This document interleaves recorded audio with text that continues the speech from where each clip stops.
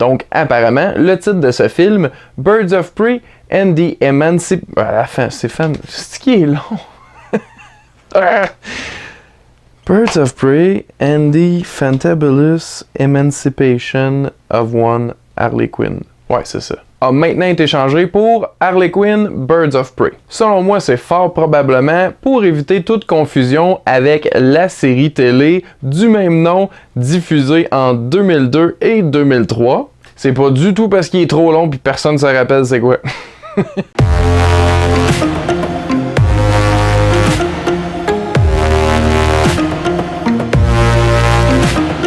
Bonjour et bienvenue à Chuck B Critique. Aujourd'hui, je donne mon avis sur le nouveau film de DC Comics intitulé Harley Quinn Birds of Prey.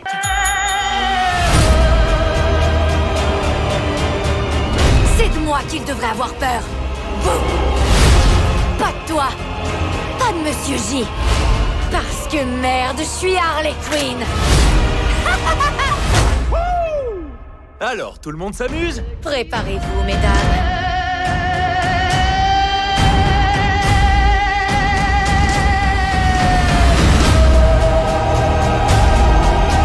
C'est scénarisé par Christina Hodson et réalisé par Katie Yan. Et ça met en vedette Margot Robbie, Mary Elizabeth Winstead, l'humoriste Ali Wong, Ewan McGregor, ainsi que bien d'autres. Ça raconte l'histoire d'Harley Quinn qui, suite à sa récente rupture avec le Joker, tente de survivre le temps d'une nuit aux multiples attaques des différents criminels qui ont tous une propre raison de lui en vouloir. Sur son chemin, elle va rencontrer plusieurs personnages, tous les plus hétéroclites les uns que les autres, qui vont peut-être possiblement devenir des alliés. Pour débuter, je dois dire que l'histoire ressemble malheureusement à de nombreux autres films ou séries télé impliquant le crime organisé. C'est donc assez conventionnel. L'histoire a aussi un contexte plutôt connu, c'est-à-dire qu'on suit un personnage passer une nuit infernale afin d'accomplir un objectif avec un compte à rebours. Mais personnellement, ça reste une prémisse qui me plaît généralement et ce film-ci n'en fait pas l'exception. Et de plus, les créatrices ont eu recours à un style non chronologique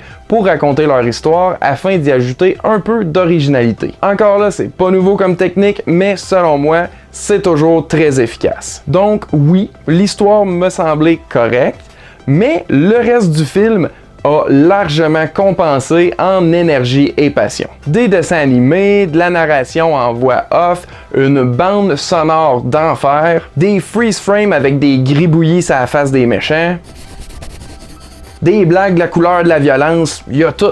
En fait, ils ont justement tout pris les seuls éléments qui étaient intéressants dans Suicide Squad et ils les ont transposés dans un meilleur film. Mais toutes ces belles choses amusantes ne sont réellement que le crémage sur le gâteau, et dans ce cas-ci, le gâteau consiste en la variété de personnages intéressants qui nous sont présentés. Même s'il y en a quelques-uns en plus d'Harley, j'ai trouvé qu'on les a tous bien développés de façon équilibrée. Si vous aimez les comic books et les super-héros en général comme moi, vous risquez de déjà connaître un peu les personnages en question. Mais si c'est pas le cas, rassurez-vous, ils sont tous introduits de manière à ce que ça soit pas trop difficile à suivre. J'ai vraiment aimé tout le monde dans ce film, mais mes performances préférées furent celles de la jeune Ella J. Basco en petite voleuse dure à cuire, Mary Elizabeth Winstead qui est très drôle dans son rôle d'assassin hors pair qui manque de confiance en soi, Ewan McGregor qui s'amuse comme un fou en Black Mask, un seigneur du crime flamboyant. Et bien sûr, comment pourrais-je passer sous silence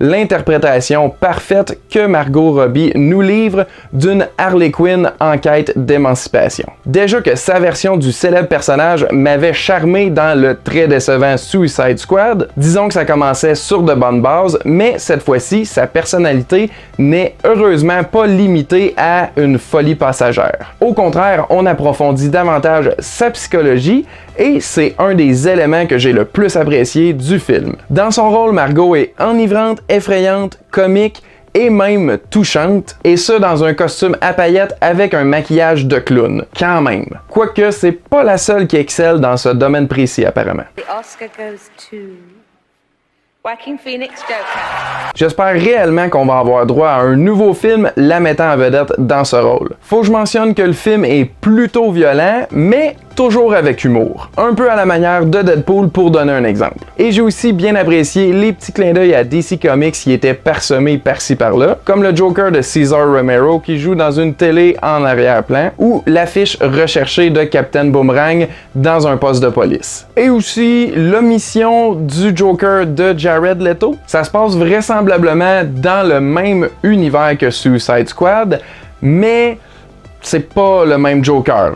Même dans les cartoons au début, il y a plus l'air de celui de Mark Hamill. Le message est assez clair, mettons, puis de toute manière, ben il fait un vampire, fait que... Cependant, je dois avouer que le rythme effréné avec lequel le film débute s'essouffle relativement après 45 minutes pour finalement reprendre un peu vers la fin dans les 30 dernières. Ce qui est pas si mal pour une durée d'1h49, mais j'ai tout de même ressenti une diminution de mon intérêt lors de ce passage. Et il y a un petit détail en particulier qui m'a plutôt agacé. Et c'est mon chat qui essaie de me parler pendant ma critique. Il s'agit des cicatrices de Victor Zsasz, ou plutôt le manque de cicatrices de Victor Zsasz. Pour vous faire comprendre, voici une photo de Victor Zsasz dans les bandes dessinées. Et maintenant, voici une photo de Victor Zsasz dans le film. Petite différence entre les deux. J'ai absolument rien contre le casting de l'acteur, mais il aurait pu peut-être l'enlaidir un peu plus que juste sur son chest. Puis une petite cicatrice là, puis là, mais... Mais là, ça reste du chiolage pour jaser parce que moi, je l'ai bien aimé malgré tout le film. C'est pas nécessairement innovateur ou complètement renversant, mais c'est tout de même créativement divertissant. Et compte tenu de son somme toute modeste budget de 84 millions et demi, il y a vraiment des décors visuellement intéressants ainsi que des cascades trépidantes. D'ailleurs, j'ai entendu dire que des cascades avaient été rajoutées justement pour mettre un peu plus d'action dans le film. Donc, je pense que ça a été un bon choix. Bref, j'ai fortement aimé mon expérience avec ce film et donc je le recommande aux fans d'humour noir ainsi que d'action dans cet ordre. Au final, c'est une super bonne comédie d'action irrévérencieuse, écrite, réalisée et mettant en vedette des femmes de talent, donc allez voir ça, encouragez ça, ça vaut la peine. Donc ma note pour Harley Quinn Birds of Prey est de 3 gars et demi qui connaissent rien sur 5, 3.5 sur 5. Avant de terminer, j'aimerais savoir qui est votre réalisatrice préférée. Ce qui est illogique, je trouve, c'est que on est plus habitué de retenir les noms des réalisateurs masculins que féminins. Donc, quand j'ai fait une petite recherche pour regarder les réalisatrices, ben, je me suis rendu compte qu'il y en avait beaucoup plus que je pensais et beaucoup plus que je connaissais déjà leur film sans savoir que c'était réalisé par une femme. Et honnêtement, il y en a tellement que ben, je vais en nommer 5 juste comme ça de mes favorites. Olivia Wilde, Marielle Heller, Mary Lambert ou Marie Lambert, et ici au Québec, Monia Chokri ainsi que Anne Aymon, que j'ai toutes deux découvertes cet été. Et honnêtement, il y en a plein d'autres que j'aurais pu nommer qui sont excellentes tout autant. Donc, cinéphiles, je vous encourage à aller découvrir ces réalisatrices de talent. Et vous, c'est laquelle votre réalisatrice préférée? Avez-vous vu Harley Quinn Birds of Prey? Qu'en pensez-vous? Répondez-moi dans les commentaires ci-dessous. Merci de nous encourager en vous abonnant, commentant, partageant, la petite cloche de notification, toute la patente. On apprécie réellement. Merci d'avoir écouté. À la prochaine.